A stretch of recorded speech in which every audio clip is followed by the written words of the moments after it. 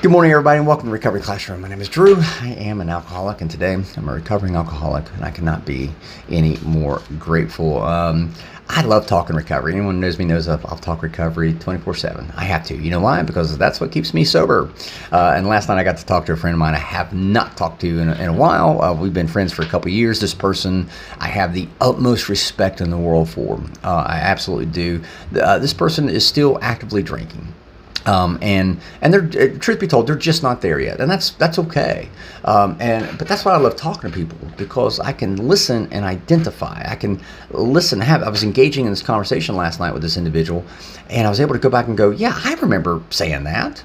I remember doing that. I remember having that same thought process. I was able to identify with that person and share my own experiences based upon that identity, able to share my own personal experiences with them. But truth be told, this person just isn't there. And I remember not being there. Matter of fact, anyone who knows my best friend Lance, you can ask him. I used to always tell him, I'm just not there yet, Lance. I'm just not there yet. Hell, you might have heard me say that. I'm just not there yet. And that's fair. But that's what I love, is I'm able to talk to people and identify with my own personal experiences. See, I used to not always be that way. I used to not identify. I remember when I first came into the rooms, I'd listen to people, and instead of identifying, I would compare.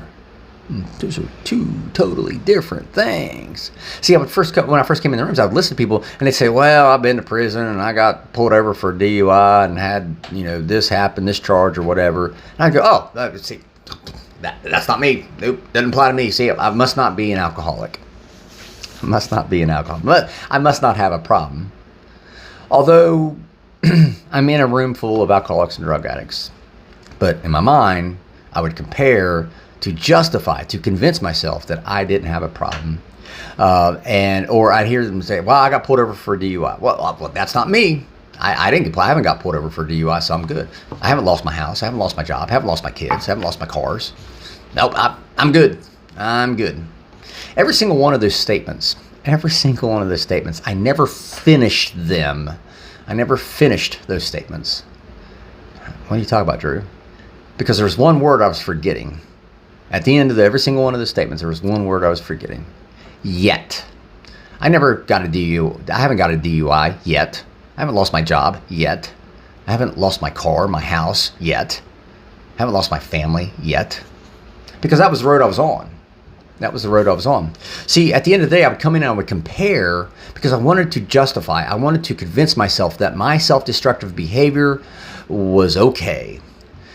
More importantly, I wanted to compare so I can convince myself that all these things that these people were telling me about me, all these things these people were saying to me, I wanted to convince myself that they were wrong, because what would have happened had they been right?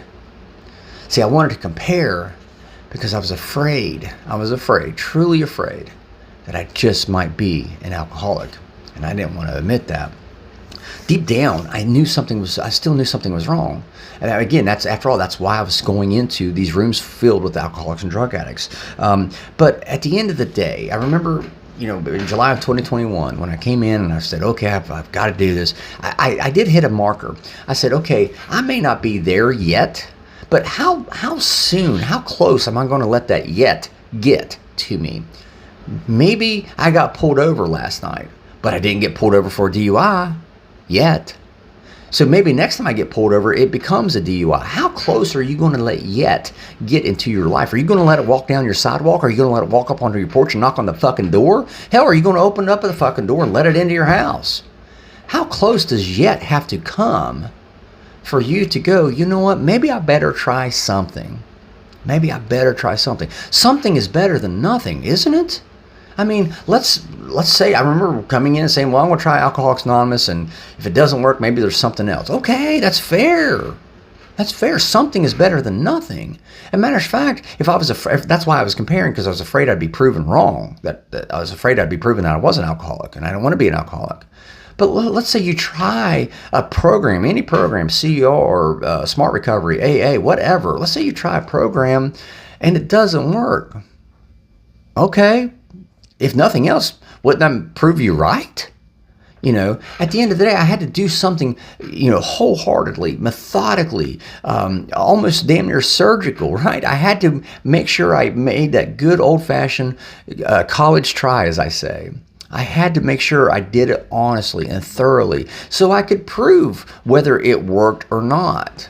And for me, fortunately, Alcoholics Anonymous was the only thing that worked for me. It may not be the only thing that works for you. It may not work for you at all, in all fairness. But if it doesn't work, at least you know. At least, if anything, maybe you don't want to try AA because you don't think it's going to work. Well, then that's all the more reason to try it, to prove that it's not going to work and go find something else that fucking does. I mean, isn't that's how I was an alcoholic. I would try to dissect something. I would try to say, well, that AA didn't work for me. Did it? Did it not? I didn't know because I never tried it, not until July of 2021. And in July of 2021, when I said, okay, I'm eventually going to either prove that this thing works or prove that it doesn't. But one way or another, I'm going to prove myself either justified or not justified. At the end of the day, I was going to prove myself sober, and that's all that mattered, right? I encourage you, find something that, even if you don't think it's going to work, fine. Try it anyway. Prove it to yourself that, okay, this works or this doesn't work. And if it doesn't work, that doesn't mean you're out of hope. It doesn't mean you're out of options. There are a million other pathways.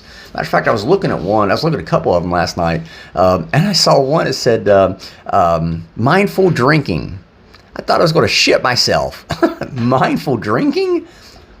Common sense drinking? What? When I drank, I drank to escape from my mind. And when I drank to escape from my senses. How could I have mindful drinking? I couldn't believe it. But I digress.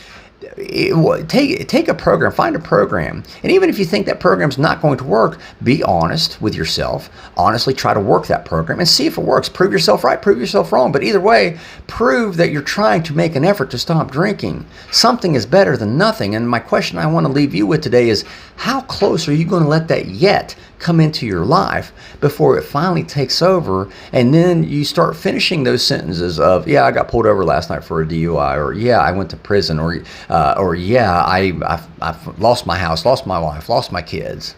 How close are you going to let yet come? For me, it was too close to call, and I'm thankful that I finally decided to stop waiting around and prove once and for all that this AA thing was either going to work or it wasn't. Fortunately for me, I'm thankful to God that it worked. So with that being said, I'll let you guys go. Thank you guys for letting me come in and share 5 to 10 minutes of your day with you. You guys absolutely keep me sober, and I could not be any more appreciative. If there's a topic you'd like to hear discussed, feel free to email it directly to me, Drew, DREW, at recoveryclassroom.org. I'll take a look at it, see what we can do. Share these videos with your friends. Invite your friends to our Facebook page, recoveryclassroom.org, or Recovery Classroom Facebook page, sorry. You can even private message us and throw topics in there. There's a whole slew of folks on that back end. Me and my friends, there's a whole bunch of us back here. We love to sit and talk recovery because, again, it allows us the opportunity to identify and to share our experience, strength, and hope with you. So we'll be talking again soon. Remember, guys, you can't get drunk if you don't take that first drink.